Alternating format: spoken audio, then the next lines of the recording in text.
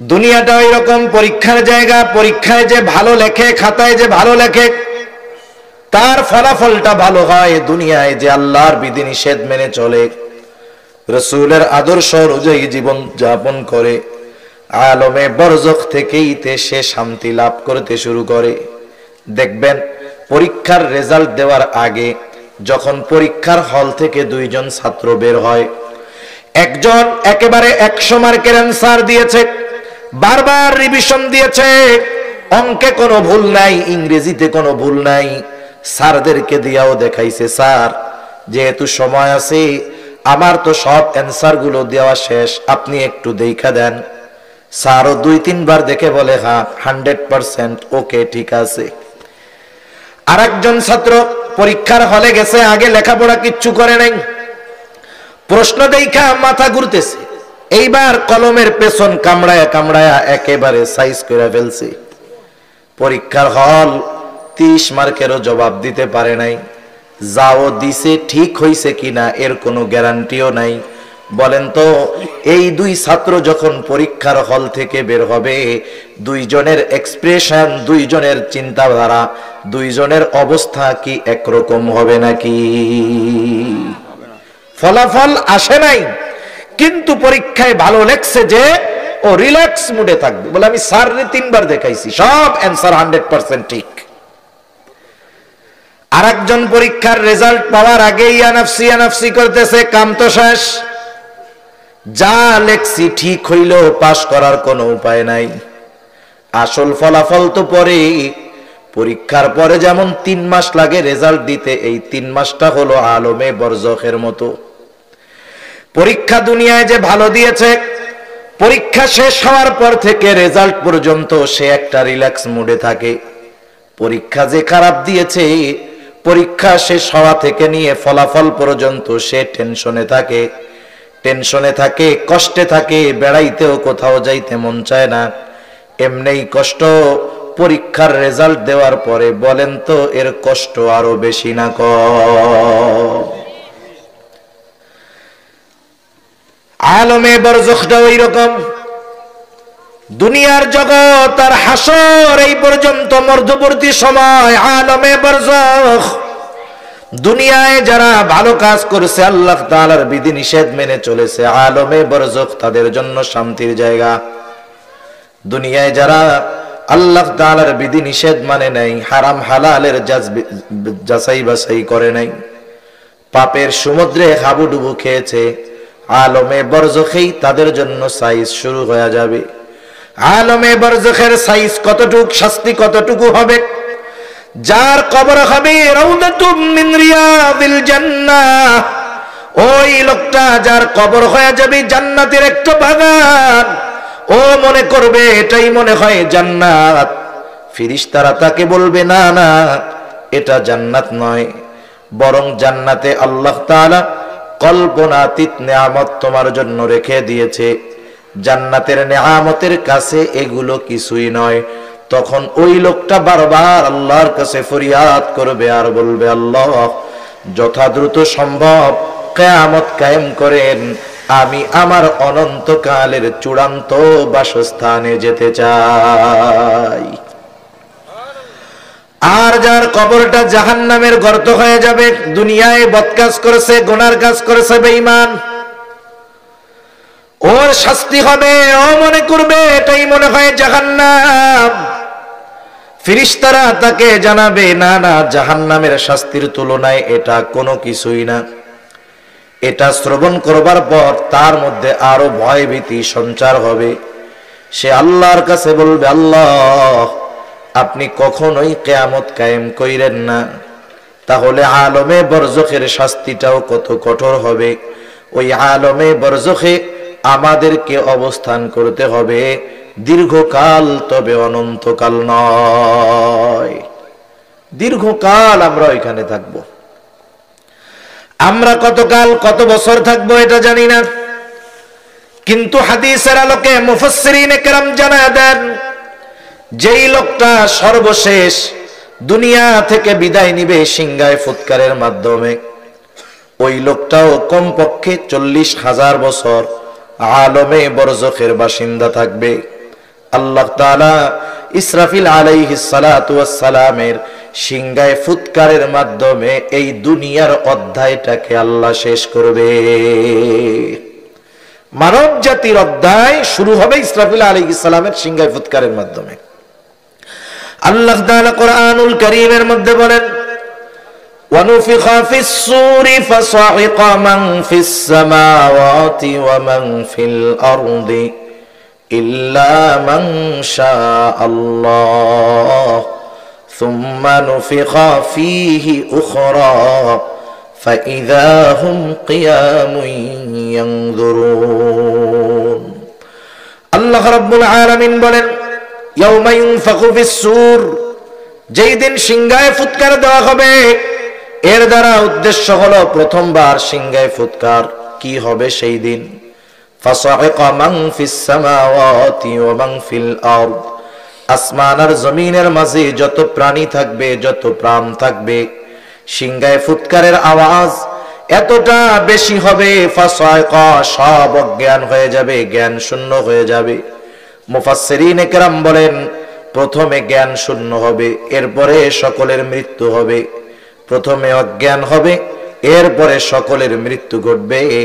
আল্লাহ তাআলা বলেন, ইল্লা মান শাআল্লাহ, তবে আল্লাহ তাআলা যা চান, যা কিছু চান সেগুলো ছাড়া আর বাকি যত প্রাণী থাকবে, প্রাণ থাকবে, সিংহায় ফুৎকারের আওয়াজে অজ্ঞান হবে এবং মৃত্যুবরণ করবে।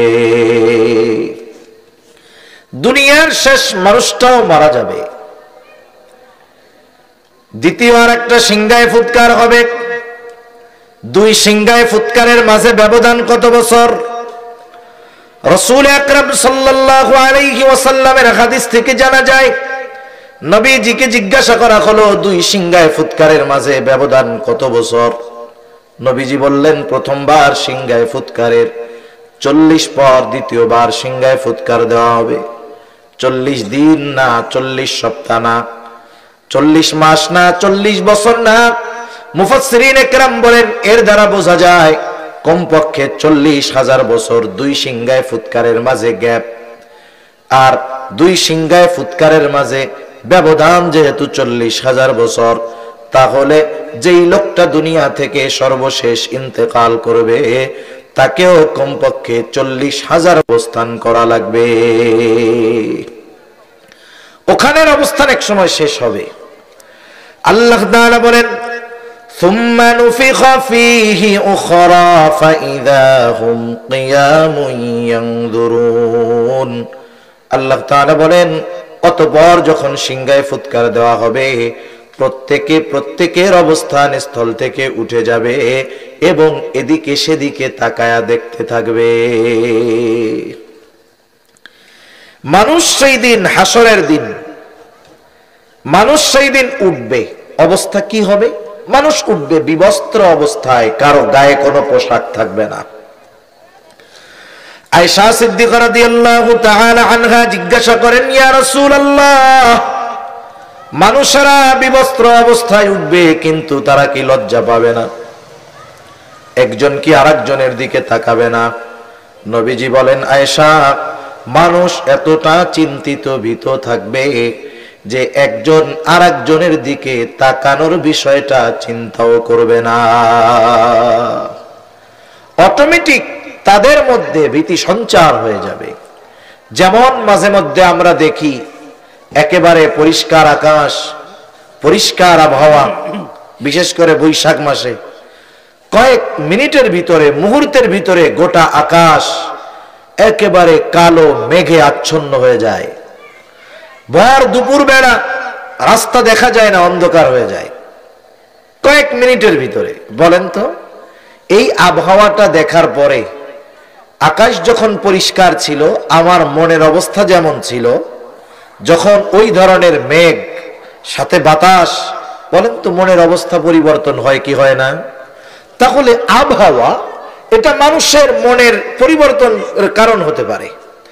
কিয়ামতের ময়দানে এমন এক থমথমে ভাব বিরাজ করবে যে প্রত্যেকটা মানুষ চিন্তিত ভীত থাকবে, কেউ কারো দিকে তাকানোর বিষয়টা চিন্তা করবে না। কেমন অবস্থা হবে সেই দিন আল্লাহ তাআলা কোরআনুল কারীমের মধ্যে জানায় দেন, ونفخ في الصور فإذا هم من الأجداث إلى ربهم ينسلون। আল্লাহ তাআলা কোরআনুল কারীমের মধ্যে বলেন, কিয়ামতের দিন সিংহায় ফুৎকার যখন দেওয়া হবে, দ্বিতীয় সিংহায় ফুৎকার, প্রত্যেকের অবস্থান স্থল থেকে উঠে যাবে, জাগ্রত হয়ে যাবে। ইলা রাব্বিহিম ইয়ানসিলুন, প্রত্যেকেই তার রবের দিকে ছুটতে থাকবে, কেমন যেন অটো ডিভাইস সিস্টেম করে দেওয়া, দৌড়াইতে থাকবে তারা রবের দিকে। একদল মানুষ যারা আলমে বরজখ, তাদের জন্য কষ্টের জায়গা ছিল, তারা হাসরের ময়দানে উঠেই এতটা চিন্তিত ভীত হয়ে যাবে, যারা কবরে আলমে বরজখে আযাবে ছিল ওই মানুষগুলো তাদের আযাবের কথা ভুলে যাবে। ওই মানুষগুলো মনে করবে যে আমরা মনে হয় কবর জগতে খুব শান্তিতে ছিলাম। এই জন্য তারা বলবে, ইয়া ওয়াইলানা মান বাআসানা মিন মারকাদিনা, যাদের কবরটা শাস্তি ছিল, জাহান্নামের গর্তে ছিল, ওই মানুষগুলো বলবে, ইয়া ওয়াইলানা মান বাআসানা মিন মারকাদিনা, হায় দুর্ভোগ, কে আমাদেরকে আমাদের অবস্থান স্থল থেকে জাগায়া দিল। মানুষ তো ঘুমায়া থাকলে জাগানো লাগে, ওরা মনে করবে কবরে আমরা ঘুমিয়েছিলাম, এই জন্য বলবে, ইয়া ওয়াইলানা মান বাআসানা মিন মারকাদিনা, হায় দুর্ভোগ, কে আমাদেরকে আমাদের অবস্থান স্থল থেকে জাগায়া দিল। এইবার মুমিনরা অথবা ফেরেশতারা তাদের এই কথার জবাবে বলবে, হাযা মা ওয়া'আদার রাহমানু ওয়া সাদাকাল মুরসালুন। মুমিনরা অথবা ফেরেশতারা বলবে, হাযা মা ওয়া'আদার রহমান, এটাই হলো দয়াময়ের সেই প্রতিশ্রুত দিবস, যেই দিবসের ওয়াদা তিনি দিয়েছিলেন। এই দিবসের এক নাম হলো ইয়াউমুল হাসর, এই দিবসের এক নাম হলো ইয়াউমুল জাযা, এই দিবসের এক নাম হলো ইয়াউমুল কিয়ামাহ। এই হলো সেই দিবস যেই দিবসের প্রতিশ্রুতি আল্লাহ তাআলা দিয়েছিলেন, দয়াময় রহমান দিয়েছিলেন। এই দিবসের সত্যায়ন পৃথিবীর শুরু থেকে নিয়ে যত নবী রাসূল এসেছেন, প্রত্যেকটা নবী রাসূল এই দিবসের সত্যায়ন করেছে। এটা হলো সেই দিবস। এই দিবস প্রতিদান দিবস। কিসের প্রতিদান? আল্লাহ তাআলা কোরআনুল কারীমের মধ্যে বলেন, ওয়া ইন্নামা তুওয়াফাউনা উজুরাকুম ইয়াওমাল কিয়ামাহ ফামান যুহজিহা আনিন নার ওয়া উদখিলাল জান্নাতা ফাকাদ ফাজ। আল্লাহ রাব্বুল আলামিন বলেন, কে আসছে? আচ্ছা বলতেছি,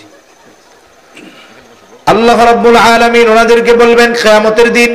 আল্লাহ তাআলা কোরআনুল কারীমের মধ্যে জানায় দেন, কিয়ামতের দিন প্রত্যেকটা মানুষকে তার কর্মের পূর্ণ প্রতিদান দেওয়া হবে। ওয়া ইন্নামা তুওয়াফাউনা উজুরাকুম ইয়াওমাল কিয়ামাহ, কিয়ামতের দিন মানুষকে তার দুনিয়ার কর্মের পূর্ণ প্রতিদান দেওয়া হবে। ফামান যুহজিহা আনিন নার, ওই দিন যাকে আগুন থেকে বাঁচানো হবে। ওয়া উদখিলাল জান্নাতা ফাকাদ ফাজ, জান্নাতে প্রবেশ করানো হবে। আল্লাহ তাআলা বলেন ফাকাদ ফাজ, ওই মানুষগুলোই সফল হয়ে যাবে।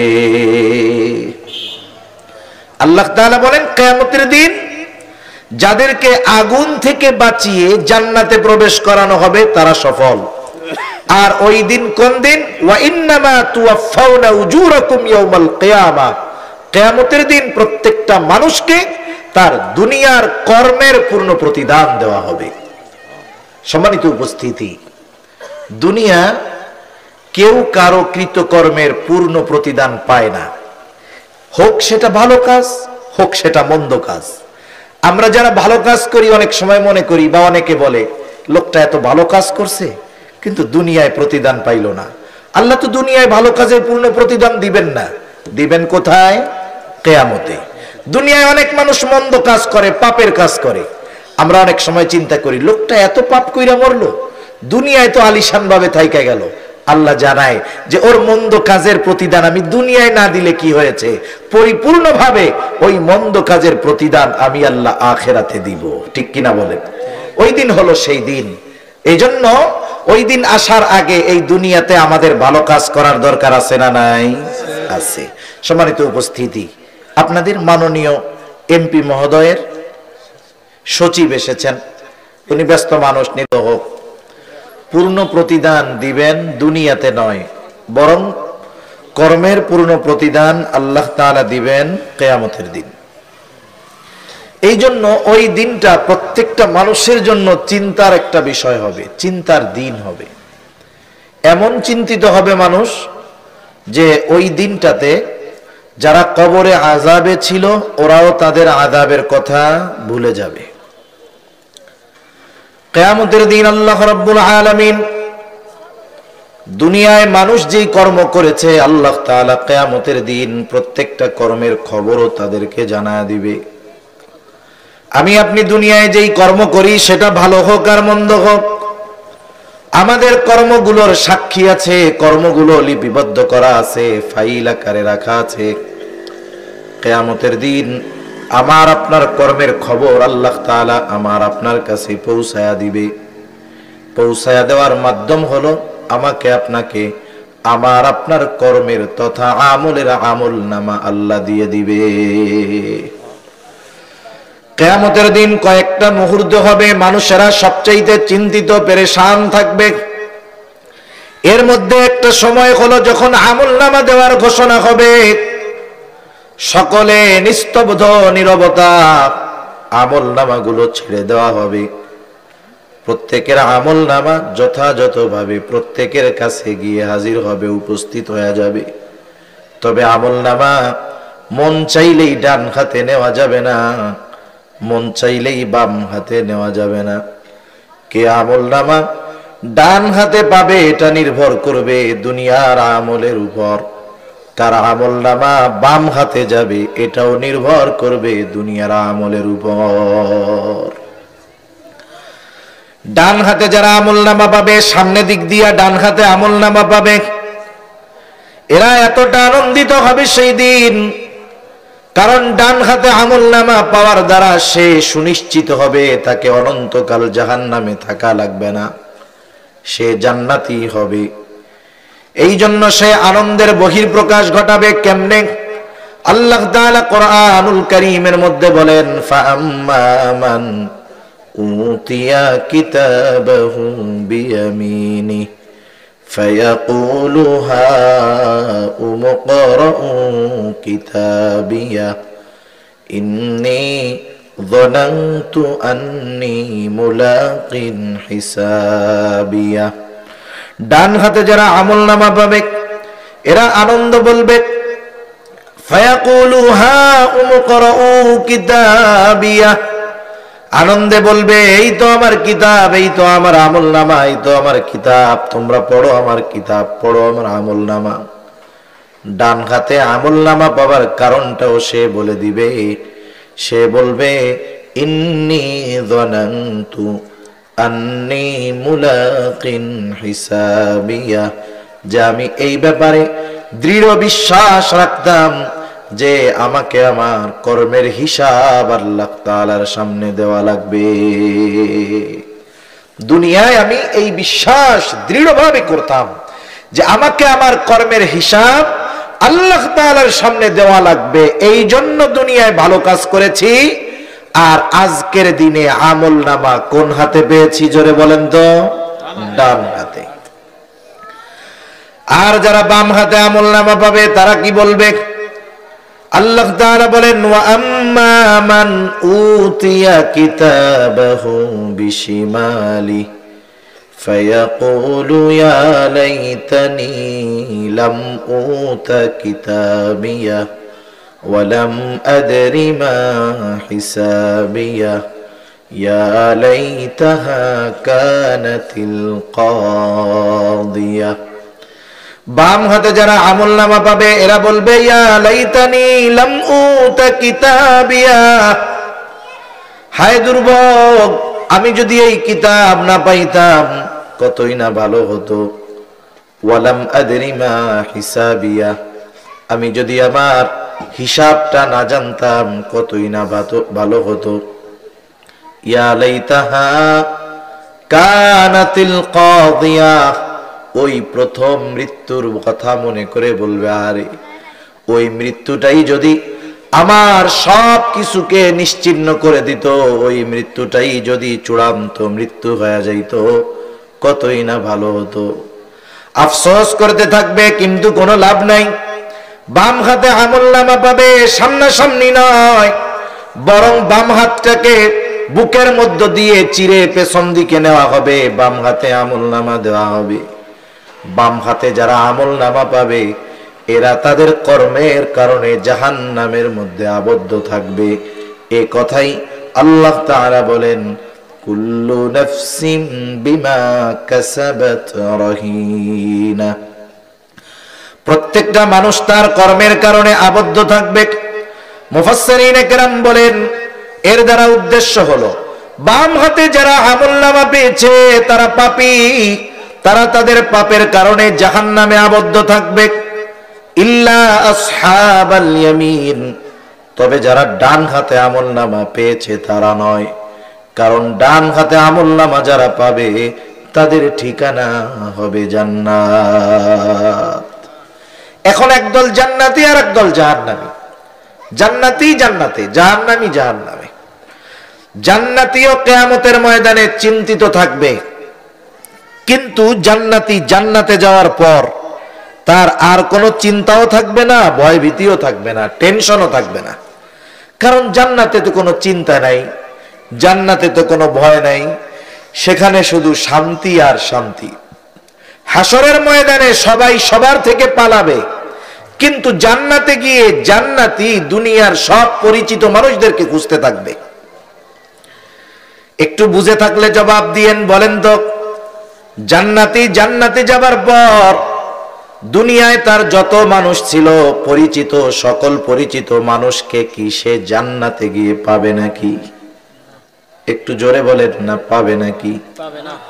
জান্নাতি জান্নাতে খুঁজবে, তবে পাবে না। কোথায় তারা? তার তো মনে জানতে চায় কোথায় গেল পরিচিত জন, প্রিয়জন, আপনজন। তাফসীরে ইবনে কাসিরের মধ্যে আসছে, আল্লাহ রাব্বুল আলামিন জান্নাতি আর জাহান্নামীদের মধ্যে দেখা এবং কথাবার্তার ব্যবস্থা করে দিবে। জান্নাতি জাহান্নামীকে দেখবে, জাহান্নামী জান্নাতীকে দেখবে। এখন যদি চিন্তা করি কেমনে দেখবে, এই স্মার্ট দুনিয়ায় এটা চিন্তা করার তো সুযোগ নাই। হাজার হাজার মাইল দূরে আমেরিকা, আপনার আমার যখন মন চায় আত্মীয় স্বজনকে সরাসরি দেখা যায়, কি রান্না করতেছে দেখা যায়, কি খাইতেছে দেখা যায়, কি করতেছে দেখা যায়। যেই আল্লাহ সরাসরি হাজার হাজার মাইল দূরের মানুষদেরকে দেখার কথার ব্যবস্থা করে দিতে পারেন, সেই আল্লাহ জান্নাতি আর জাহান্নামীদের মধ্যে দেখার ব্যবস্থা করতে পারেন কি পারেন না? এটা সহজ বিষয়। জান্নাতি জাহান্নামীকে দেখবে, জাহান্নামের দিকে তাকায় দেখবে, জাহান্নামে তার অনেক প্রিয়জন, আপনজন, আত্মীয় স্বজন, খেলার সাথী, স্কুলের সাথী।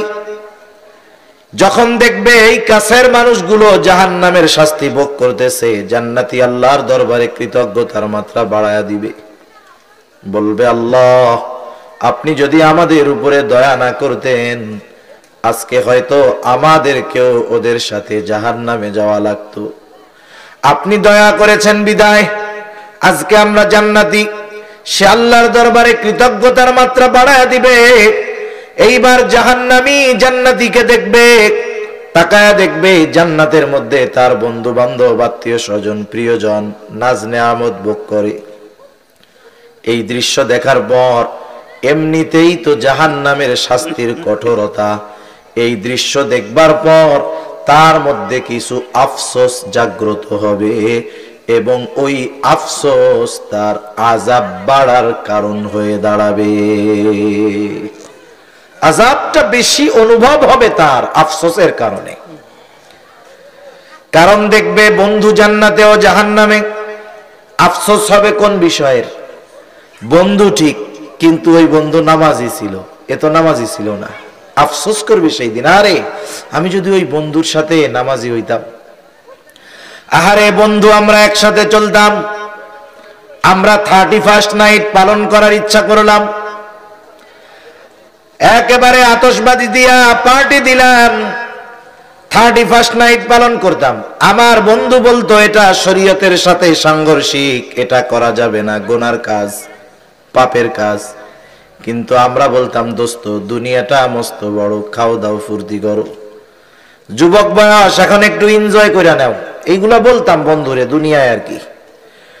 আমার বন্ধুকে খ্যাত বলতাম যে আমাকে সাথে আসে না, 31st নাইট পালন করে না, বলতাম তুই বড় খ্যাত, তুই স্মার্ট হইতে পারলি না।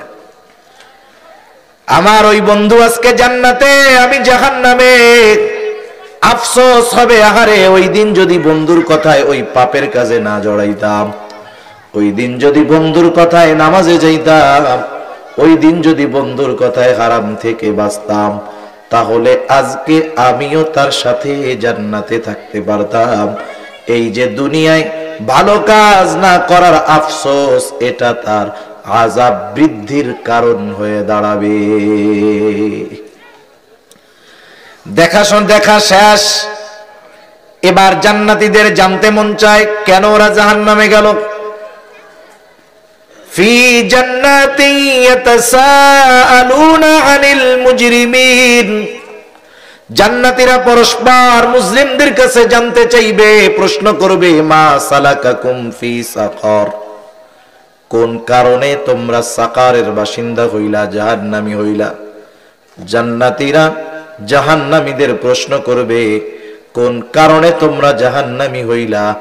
জান্নাতীদের এই প্রশ্নে জাহান্নামীরা তাদের জাহান্নামে যাওয়ার 4টা কারণ বলবে।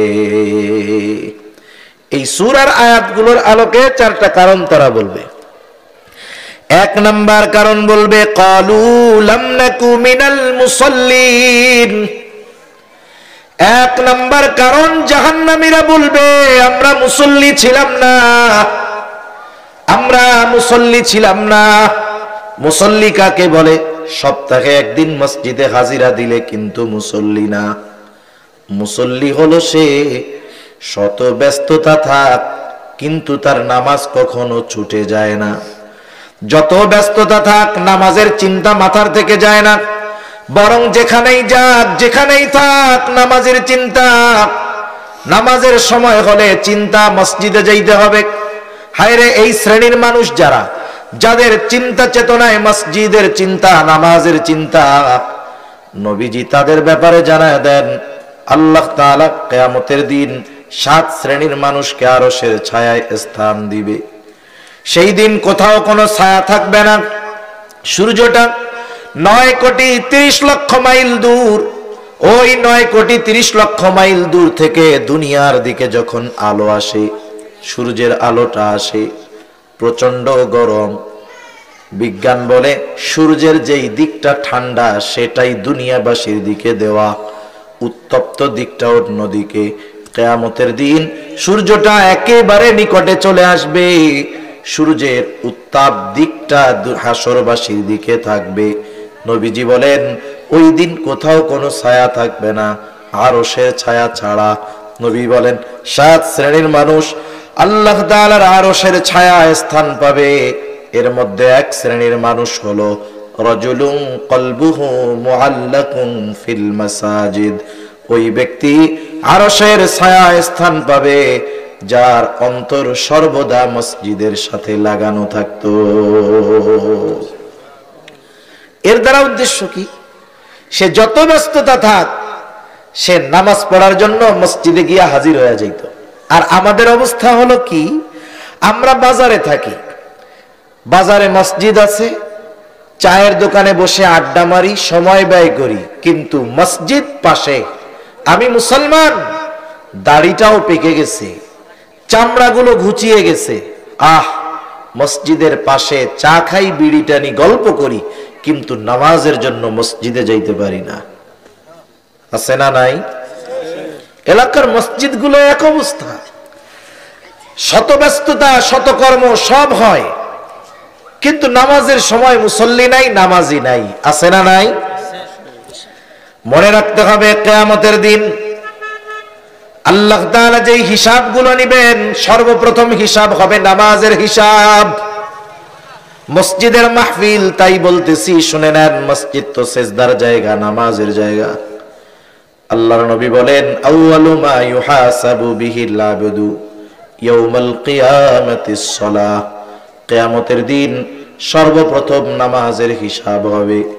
আর এক হাদিসে নবী জানায়া দেন, যার এই প্রথম হিসাবটা সহজ হবে, প্রথম হিসাবটা যার সঠিক হবে, আল্লাহ তাআলা তার জন্য বাকি হিসাবগুলোকে সহজ করে দিবে।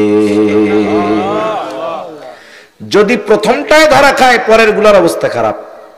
আপনারা তো এখানে অনেকে আছেন, স্কুলে লেখাপড়া করছেন, আমিও করছি কিছু।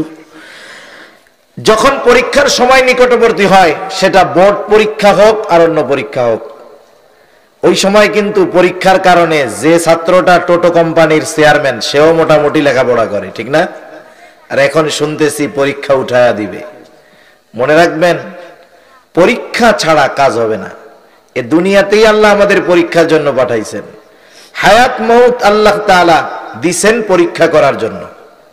আল্লাহ তাআলা হায়াত মউত কি জন্য দিছেন? পরীক্ষা করার জন্য। আল্লাযী খলাকাল মাউতা ওয়াল হায়াতা লিয়াবলুয়াকুম আইয়ুকুম আহসানু আমালা। আল্লাহ তাআলা মৃত্যু এবং জীবন সৃষ্টি করেছেন কেন? তোমাদের পরীক্ষা করার জন্য। কি পরীক্ষা? তোমাদের মধ্যে কার আমল কত সুন্দর। পরীক্ষার মাধ্যমে আমলের সৌন্দর্যের পরীক্ষা। আল্লাহ তাআলা আমলের সৌন্দর্য কার, এই পরীক্ষার মাধ্যমে আল্লাহ বের করেন। এজন্য পরীক্ষার মাধ্যমে মেধা বিচার হয়, মেধা বিশ্লেষণ হয়, পরীক্ষার মাধ্যমে যোগ্যতা যাচাই বাছাই হয়, ঠিক কিনা? পরীক্ষা উঠে যাবে, আগে যাও 3টা পরীক্ষার জন্য কমপক্ষে পরীক্ষার আগ থেকে 1 মাস আগ থেকে পড়তো, এখন তাও আর পড়বে না। আগামী প্রজন্ম হবে গাধা। কি হবে বলেন না? দেখতে মানুষ, আকলে হবে গাধা। ওগুলো দেশ চালাবে? ওগুলো দেশ চালাবে না। একটা জাতিকে যদি ধ্বংস করতে হয়, 2 দিক দিয়ে আক্রমণ করতে হয়। কয় দিক দিয়ে? শুনেন, কথাগুলো গুরুত্বপূর্ণ কথা। এগুলো আমার বাপ দাদার কথা না, এগুলো পড়াশোনা করতে হয়। অনেক বড় বড় মনীষীদের কথার থেকে কিছু কথা আপনাদের সামনে বলি, আমি গবেষণা করে বাইর করছি, আবার তা না। একটা জাতিকে যদি ধ্বংস করতে হয়, 2টা জায়গায় যদি নিয়ন্ত্রণে নেওয়া যায়, ও জাতি শেষ হইতে টাইম লাগবে না। 1 নাম্বার, ওই জাতির সভ্যতা, সংস্কৃতি। ওই জাতির সংস্কৃতিকে ধ্বংস করে দিতে হবে, তাহলে ওরা শেষ। যেমন দেখেন, মুসলমান হিসাবে আমাদের একটা সংস্কৃতি আছে না? আমরা বাঙালি, বাংলাদেশি, মুসলিম, আমাদের কাছে সর্বাগ্রে হলো দিন। আমরা দেশকে ভালোবাসি, কোনো সন্দেহ নাই, কিন্তু দিন আগে, ঈমান আগে।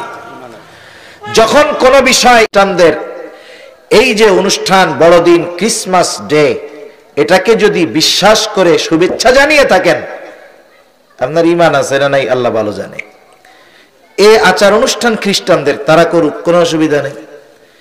এই যে আসতেছে ভ্যালেন্টাইন্স ডে, কি জানি 31st নাইট, 31শে ডিসেম্বর রাত, এটা বাংলাদেশে উদযাপনের কোন সিস্টেম এই 21শ শতাব্দীর আগে ছিল না।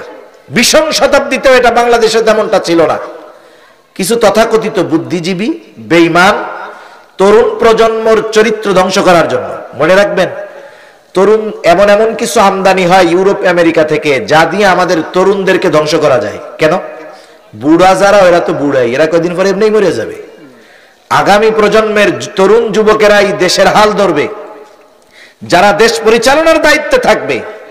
এদের যদি বুদ্ধিহীন বানানো যায়, মেধাহীন বানানো যায়, মাদকাসক্ত বানানো যায়, চরিত্রহীন যদি বানানো যায়, একটা দেশকে ধ্বংস করতে 1000 বছর লাগবে না। এক প্রজন্মের দ্বারা 10, 20, 25 বছর পরে এই দেশকে ধ্বংস করতে কোনো বাধা বিপত্তি কিছুই আসবে না, ঠিক কিনা বলেন? বলেন তো। আমরা তো মোল্লা হুজুর, আপনারা যা বলেন আর কি, আমাকে দায়িত্ব দিবেন মসজিদে আর ওয়াজ মাহফিল করতে, আমাদের তো আর ক্ষমতার চেয়ারে বসাবেন না।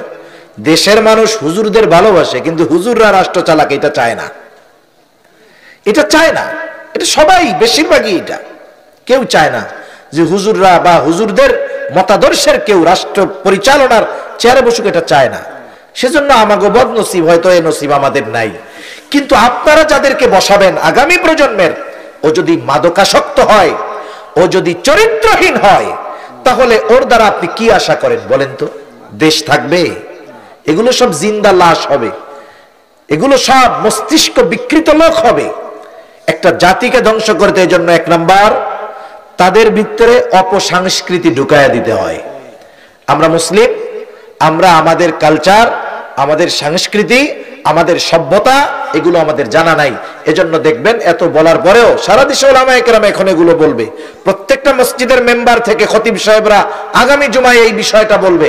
কিন্তু এরপরেও এদেশে 31st নাইট উদযাপন বিরত থাকবে নাকি?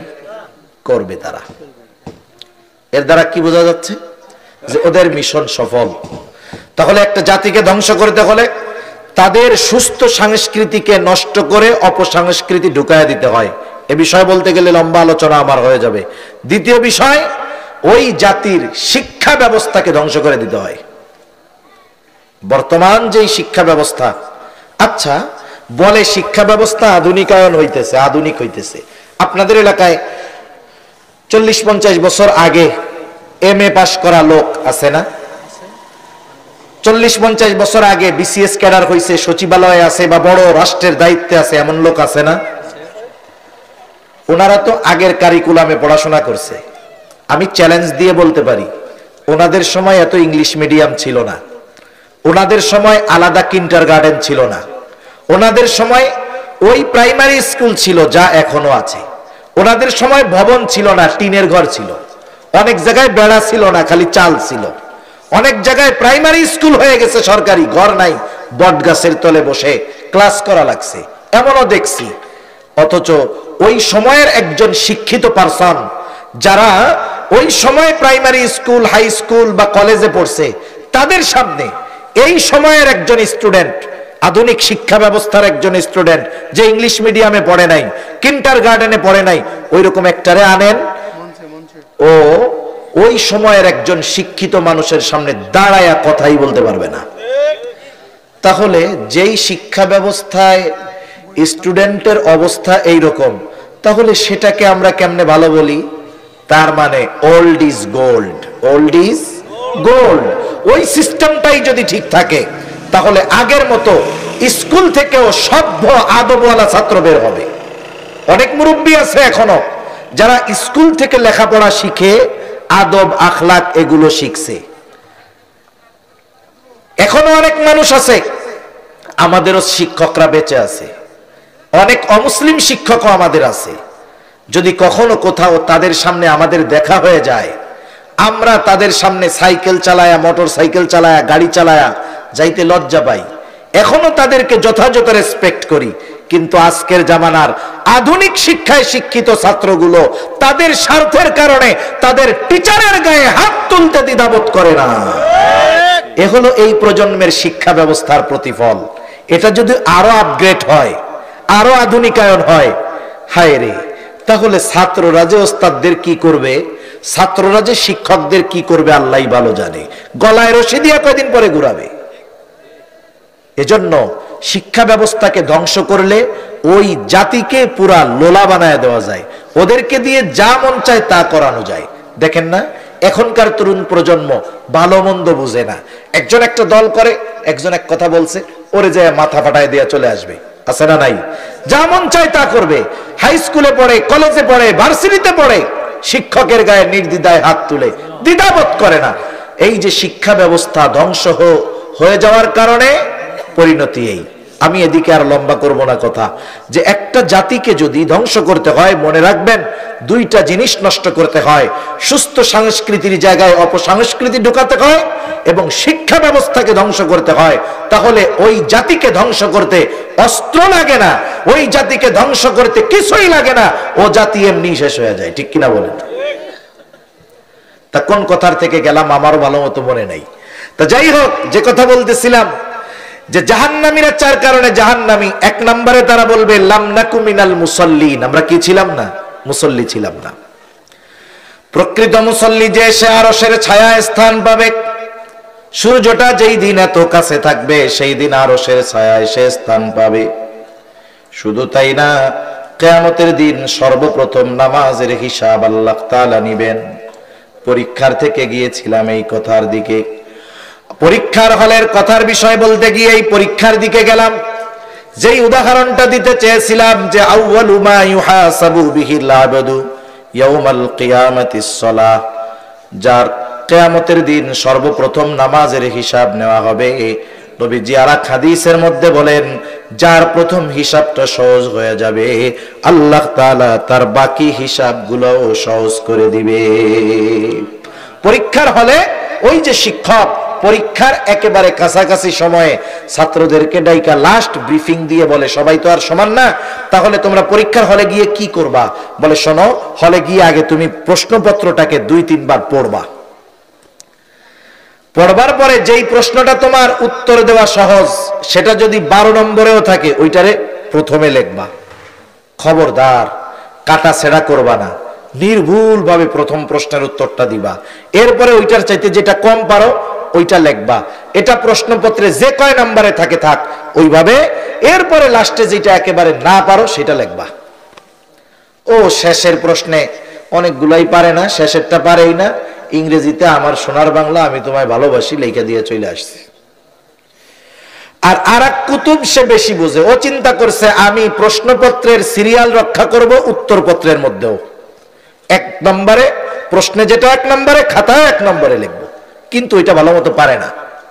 এখন যেটা আমি পারি না লিখতে গেলে ভুল হবে কি হবে না? হবে। এখন ও লিখছে, লেখার পরে প্রথমেই কয়েক জায়গায় কাটা ছিড়া, কিন্তু শেষে যেটা লেখছে ওইটা খুব ভালো মতো পারে। এখন খাতা আসছে 2টা, 2 জন নিতে একসাথে গেছে।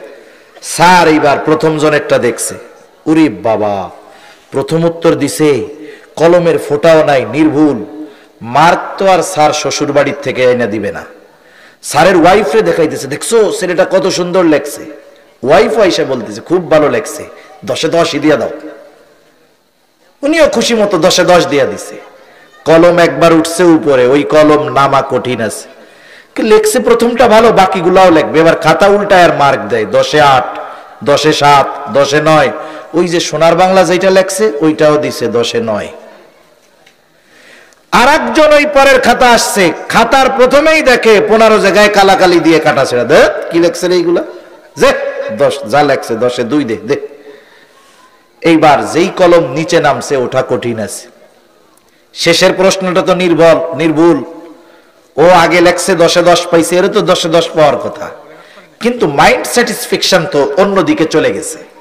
এইবার ওই ভালোটা লেখাও পাইছে 10-এ 3। দুনিয়ার নিজামটা দেখেন, প্রথম উত্তরটা যদি নির্ভুল সুন্দর হয় বাকিগুলো ভুল হলেও চোখে পড়ে না। কিয়ামতের দিন ইমানদার যখন আল্লাহ তাআলার কাছে হিসাবের কাঠগড়ায় দাঁড়াবে, যদি নামাজের হিসাবটা ঠিক মতো হয়ে যায় বাকি বিষয়গুলো ভুল হলেও আল্লাহ দেখেও না দেখার ভান করে তাকে মাফ করে দিবে। সেজন্য আমরা 1 নম্বরে মুসল্লি হব, 5 ওয়াক্ত নামাজ পড়বো, যত ব্যস্ততা থাক আমি আপনি আগে হব নামাজি, এরপরে অন্য বিষয়। শুধু একটা কথা বলে আমি নামাজের বিষয়টা শেষ করে দিব, বেশি সময় আর নিব না, অল্প সময়। আমাদের দেশে যারা নামাজ পড়ে না, নামাজ না পড়ার কয়েকটা কারণ আছে। নামাজ না পড়ার কয়েকটা কারণের মধ্যে অন্যতম একটা কারণ হলো মানুষ তার কর্মব্যস্ততার কারণে নামাজ পড়ার সুযোগ পায় না। কৃষিজীবী কৃষি কাজ করে নামাজ পড়ার সুযোগ পায় না, দোকানদার দোকানদারি করে নামাজ পড়ার সুযোগ পায় না, ভ্যানওয়ালা রিক্সাওয়ালা ভ্যান চালায় নামাজ পড়ার টাইম পায় না। এখন বলেন তো, মানুষ যেই কাজ করে, ব্যবসা বাণিজ্য করে, এটা তো শখে করে না, বরং মানুষ কর্ম করে উপার্জন তথা রিজিকের জন্য, নাকি অন্য কোনো কারণে? রিজিকের জন্য করে না। রিজিক মানে হলো জীবন উপকরণ। জীবন চলতে যা প্রয়োজন, ওই প্রয়োজনীয় জিনিসগুলো পাওয়ার জন্যই সে পরিশ্রম করে। তাহলে রিজিক উপার্জন করতে গিয়ে নামাজ পড়ার টাইম পায় না। একটু মেহেরবানি করে জবান খুলে জবাব দিবেন, বলেন তো রিজিকের মালিক কে? আল্লাহ। আর একটু জোরে বলেন না কে? আল্লাহ। রিজিকের মালিক আল্লাহ, কোনো সন্দেহ নাই। এখন রিজিকের মালিক যেহেতু আল্লাহ, রিজিক পাওয়ার পদ্ধতিটা যদি তিনি বলে দেন, তাহলে রিজিক পাওয়া সহজ না কঠিন? আর রিজিকের মালিকের পদ্ধতি বাদ দিয়ে যদি রিজিক তালাশ করা হয়, রিজিক পাওয়া যাবে ঠিক, কিন্তু তাতে বরকত থাকবে না। রিজিকের মালিক বলে, বান্দা তুমি যদি মুসল্লি হয়ে যাও, তাইলে আমি আল্লাহ তোমারে রিজিক দিব। আল্লাহ তাআলা বলেন, ওয়া'মুর আহলাকা বিস-সালাতি ওয়াসতাবির আলাইহা লা নাসআলুকা রিজকা নাহনু নারযুকুকা ওয়াল আকিবাতু লিত-তাকওয়া। আল্লাহ তাআলা বলেন, তুমি তোমার অধীনস্থ যারা আছে তাদেরকে নামাজের আদেশ দাও, তুমিও তার উপরে অটল থাকো। তার মানে ঘরের মানুষদেরকেও নামাজি বানাও, মুসল্লি বানাও, তুমিও মুসল্লি হয়ে যাও।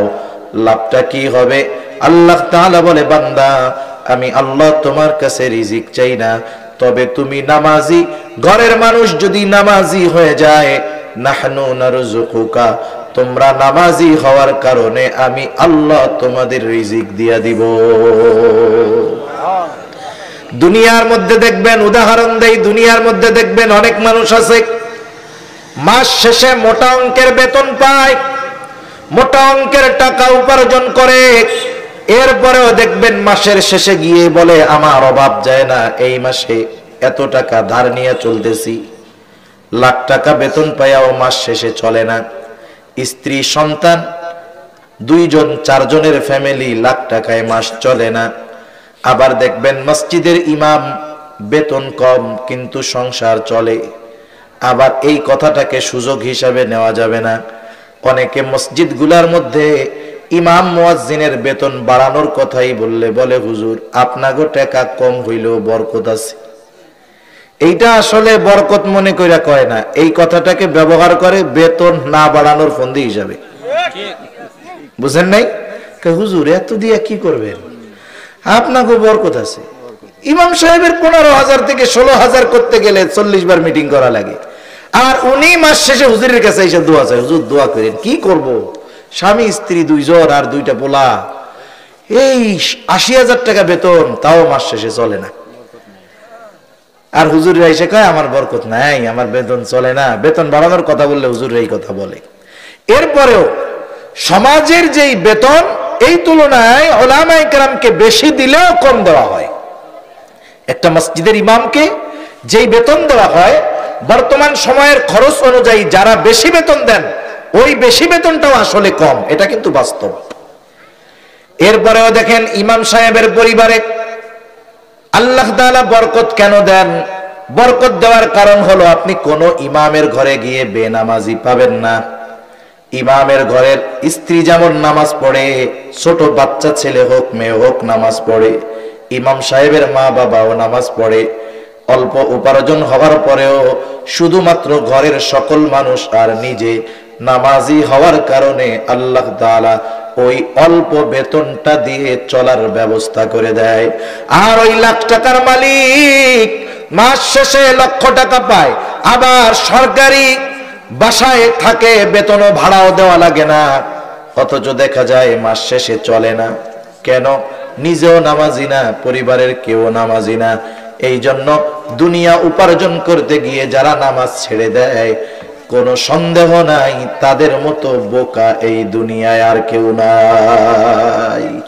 সেজন্য আমরা আমাদের কর্মের আগে ইবাদতকে প্রাধান্য দিব, এর সাথে কর্ম করব। হয়তো কর্ম হবে কম, কিন্তু ওই অল্পের মধ্যে বরকত দিবেন কে? কারণ আল্লাহ বলেন নামাজি হও, ঘরের মানুষকে নামাজি বানাও, আমি আল্লাহ তোমাদেরকে রিজিক দিব। সুবহানাল্লাহ বলেন। এজন্য আমরা নামাজ ছাড়বো না ইনশাআল্লাহ, ইনশাআল্লাহ, ইনশাআল্লাহ নামাজ ছাড়বো না তো। আল্লাহ তৌফিক দান করুন।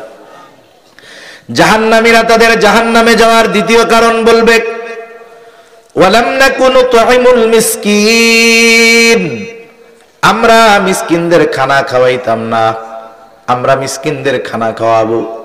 সাধারণভাবে খানা খাওয়ানো ফজিলতের কাজ, আপনি ধনীকে খাওয়ান আর গরিবকে খাওয়ান, খানা খাওয়ানোটা যদি আল্লাহর জন্য হয় ফজিলত আছে।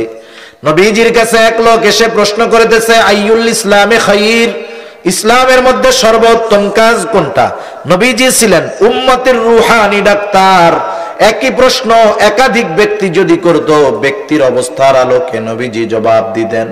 এই লোকের এই প্রশ্নের জবাবে নবীজি বললেন, তুতঈমুত তাআম ওয়া তাকরাউস সালাম আলা মান আরাফতা ওয়া মান লাম তারিফ, তুমি মানুষকে খানা খাওয়াও আর বেশি বেশি পরিচিত অপরিচিত সবাইকে সালাম দাও। নবীজি কোনো শর্ত দেন নাই, স্তর বিন্যাস করেন নাই। নবীজি বলছেন খানা খাওয়াও। এই জন্য একজন দরিদ্র যদি কোটিপতিকে দুনিয়ার স্বার্থে নয় আল্লাহর স্বার্থে যদি খানা খাওয়ায়, অবশ্যই এই খানা খাওয়ানোর মধ্যে ফজিলত আছে। এখন একজন সামর্থ্যবান ব্যক্তি, তাকে যদি আল্লাহর জন্য খাওয়ানো হয়, যদি ফজিলত থাকে, একজন অভাবী, একজন দুস্থ, একজন মিসকিন, একজন অসহায়, তাকে যদি খানা খাওয়ানো হয়, ফজিলত কম না বেশি? আবার ওই অভাবী মানুষটা যদি আমার প্রতিবেশী হয়, ফজিলত আরো বেশি। এক নম্বরে প্রতিবেশীর হক আদায় হবে, দুই নম্বর একজন অসহায় মানুষকে খানা খাওয়ানো হবে, ফজিলত দ্বিগুণ।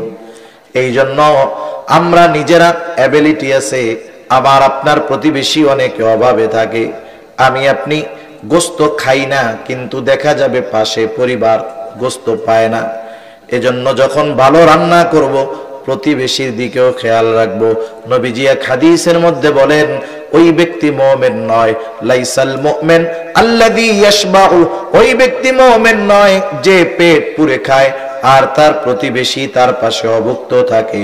নবীজি বলেন ওই ব্যক্তি মুমিন নয়। এই জন্য খানা খাওয়ানো ফজিলতের কাজ, আমরা খানা খাওয়াবো, তবে স্বার্থের জন্য নয়। কার জন্য? আল্লাহর জন্য। এই যে বিবাহ শাদীতে দাওয়াত দিয়া খাওয়াইয়া আবার টেবিল পাইতে টাকা পয়সা নাই, এ ধরনের খানা খাওয়ানোর মধ্যে কোনো ফজিলত নাই। 4 নাম্বার কুন্না, 3 নাম্বার কুন্না নাখুযু মাআল খায়িদিন, আমরা অহেতুক অনর্থক মজলিসে যারা লিপ্ত থাকতো তাদের সাথে থাকতাম। অহেতুক অনর্থক মজলিস কি? একমাত্র দ্বীনি মজলিস ছাড়া আর ওই মজলিস যেই মজলিসে দুনিয়ার বৈধ উপকার আছে, ওই মজলিস আর দ্বীনি মজলিস ছাড়া দুনিয়ায় যত মজলিস আছে সব মজলিস গুলো অনর্থক মজলিস, আর সব মজলিস গুলা জাহান্নামে যাওয়ার কারণ হবে। চায়ের দোকানে মজলিস আসেনি আপনাকে? ওইদিকে কাম কাজ নাই, খালি চার দোকানে গিয়ে বসে থাকে, কোনো কাম কাজ নাই, খালি চা খাবে, বিড়ি খাবে, আর নির্বাচন আসছে এর সমালোচনা করবে, ওর সমালোচনা করবে। আছে না আল্লাহর বান্দা এরকম? টাইম কাটে না, চার দোকানে বসে সময় কাটায়। এ দুনিয়াতে যত নেয়ামত আছে, ঈমান তো আছেই, নেয়ামত, অন্যান্য নেয়ামত গুলোর মধ্যে সবচাইতে বড় দামি অন্যতম এক নেয়ামত হলো হায়াত, টাইম, সময়। এই সময়টা যে কত দামি এক নেয়ামত, যখন সময় শেষ হবে তখন বোঝা যাবে, এর আগে কিন্তু বুঝতে পারবো না। দুনিয়াতে যারা ভালো কাজ করে না, নেক কাজ করে না, ভালো কাজে সহযোগিতা দান সদকা করে না, নেক আমল করে না, এই অহেতুক কাজে সময় ব্যয় করে, এই ধরনের মানুষগুলো মরার পরে একটু সময়ের জন্য আফসোস করবে আল্লাহর কাছে। কি বলবে জানেন? কি যে বলবে ওটা তো আমরা শুনবো না, যে গোসল করাবে সেও শুনবে না, কিন্তু আসলে যা বলে দুনিয়ার কেউ না শুনলেও শুনে কে? আল্লাহ তাআলা বলেন ওই মানুষগুলো মরার পরে বলবে, ফায়াকুলা রাব্বি লাউলা আখারতানি ইলা আজালিন করিব ফাআসাদদাক ওয়া আকুম মিনাস সালিহিন।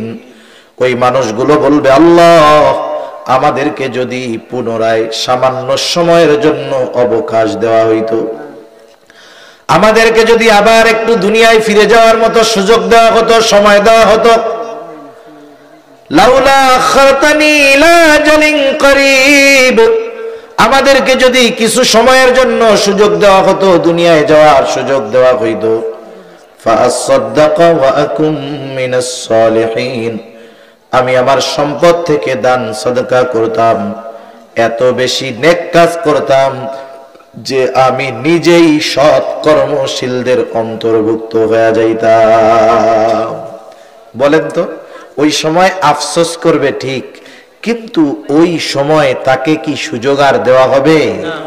ওই বেটা সময়ের মূল্য বুঝবে, কিন্তু করার কিছু থাকবে না। যেই একটু সময়ের জন্য ওরা আফসোস করবে, সেই সময় আমাদের কাছে আছে, সেই সময় আমাদের আছে তো, নাকি? না থাকলে কি বাইসে থাকতাম? তাহলে এই সময়গুলো কেন চায়ের দোকানে কাটান? কাটান তো কাটান, গানের মজলিসে কেন কাটান? ওয়াজের মজলিস হয়েছে, 500 লোক নাই, এইখানে যদি প্রখ্যাত না অখ্যাত এক গায়কও যদি আসতো, দেখতেন এইরকম 3 প্যান্ডেল লাগতো, ঠিক কিনা বলেন? ওইটা খুব মজা লাগে, ওইটা খুব মজা লাগে, কিন্তু এটা তো জাহান্নামে যাওয়ার কারণ হচ্ছে। আসলে যুগে যুগে ভালো কাজের মানুষ বাস্তবেই কম থাকে, এটাই স্বাভাবিক বিষয়। কিন্তু আপনি আত্মজিজ্ঞাসার মধ্যে থাকেন, নিজেকে নিজে জিজ্ঞাসা করেন, আল্লাহ কেন আমাকে পাঠাইছেন? আমি করতেছি কি? আমার গন্তব্য কোথায়? এ দুনিয়ায় কি আমি অনন্তকাল বেঁচে থাকবো নাকি? একটু নিজেরে নিজে মাঝে মধ্যে প্রশ্ন করেন, তাহলে কিছু জিজ্ঞাসা আপনার মধ্য থেকেই জবাব আসবে। জীবনের সাথে মুহাসাবা করেন, হিসাব করেন, যে স্বাভাবিক বয়স তো 70 বছর, 40, 45, 50 পার হয়ে গেছে, আমার দিন যাচ্ছে, আমি কবরের নিকটবর্তী হচ্ছি, আমি কেন এখনো গান শুনে বেড়াই? আমি কেন এখনো চায়ের দোকানে আড্ডা দিই? আমি কেন এখনো মসজিদমুখী হতে পারলাম না? কেন আমি নামাজি হতে পারলাম না? আমার এই পড়ন্ত হায়াতের, পড়ন্ত জীবনের শেষ সময়গুলো আমি কেন গোনার কাজে, অহেতুক কাজে ব্যয় করতেছি? একটু নিজের নিজে প্রশ্ন করেন, নিজে নিজে, তাহলে আশা করা যায় পরিবর্তন হবে। এই অহেতুক মজলিসগুলো, যে মজলিসগুলো দুনিয়ার বৈধ উপকার আর আখিরাতের উপকার আছে, এগুলো ছাড়া সবগুলো অনর্থক মজলিস। ওই মজলিসে যারা থাকবে, উপস্থিত থাকবে, কথা বলবে, মজা করবে, এই মজলিসগুলো জাহান্নামে যাওয়ার কারণ হবে কিয়ামতের দিন। আমার কথা না, আল্লাহর কথা। আপনার সময় আছে, কেন চায়ের দোকানে কাটান? মসজিদে ইমাম সাহেবের কাছে যান। সারা জীবন একটা কোরআন খতম দিতে পারেন নাই, কোরআনটা খতম দেন। আপনার সময় অনেক আছে, মাদ্রাসায় পড়তে পারেন নাই, তাবলীগে চলে যান, 3 চিল্লায় যান, মাসলা মাসাইল, কোরআন তিলাওয়াত, শরীয়তের কিছু বিষয় শিখে আসেন।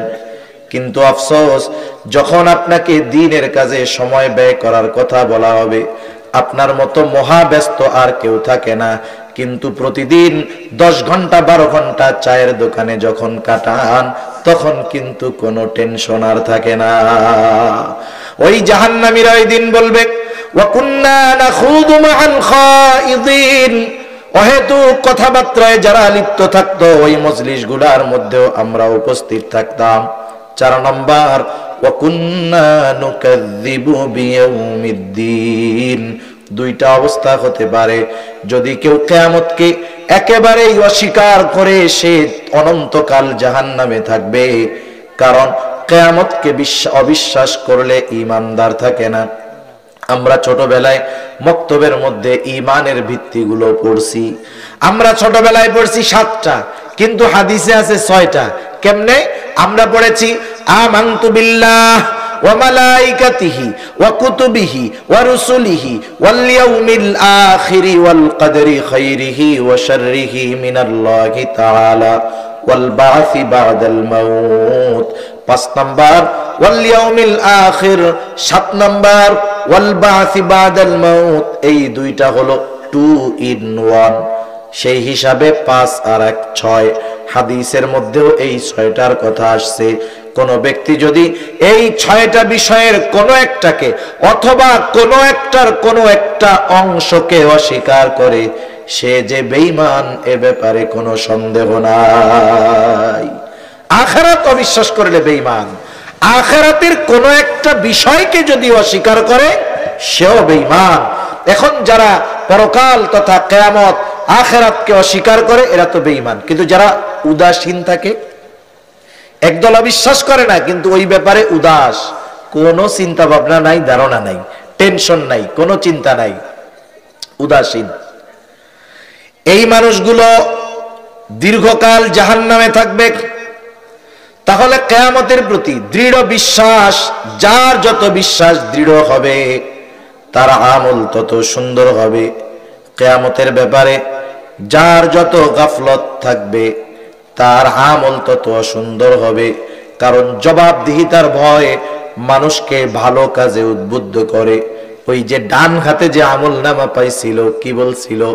ইন্নী যানানতু আন্নী মুলাকিন হিসাবিয়া।